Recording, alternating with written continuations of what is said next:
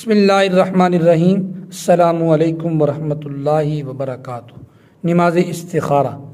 اگر کوئی شخص کسی جائز کام کے کرنے یا نہ کرنے کا فیصلہ کرنا چاہتا ہو تو 2 رکعت نماز استخارہ پڑھے۔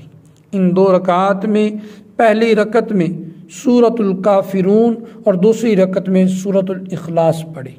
پھر یہ دعا پڑھے: اللہم انی استخیرک بعلمک واستقدرک بقدرتک واسألک من فضلک العظیم فإنک تقدر ولا اقدر وتعلم ولا اعلم وانت علام الغیوب اللہم ان کنت تعلم ان هذا الامر، یہاں اپنی حاجت کا ذکر کرے، خیر لی فی دینی ومعاشی وعاقبت امری فاقدرہ ویسرہ لی ثم بارک لی فیہ وان کنت تعلم ان هذا الامر، یہاں پھر اپنی حاجت کا ذکر کرے، شر لی فی دینی ومعاشی وعاقبت امری فاصرف عنی واصرفنی عنہ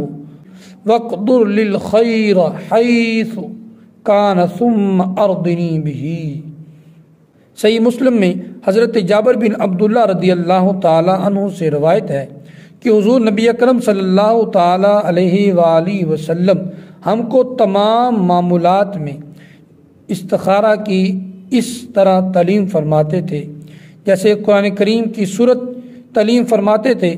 حضور نبی اکرم صلی اللہ تعالیٰ علیہ وآلہ وسلم نے حضرت انس رضی اللہ تعالیٰ عنہ سے فرمایا: جب تو کسی کام کا ارادہ کرے تو اپنے رب سے اس میں 7 بار استخارہ کر، پھر جس طرف تمہارا دل مائل ہو تو اس کام کے کرنے میں تمہارے لیے خیر ہے۔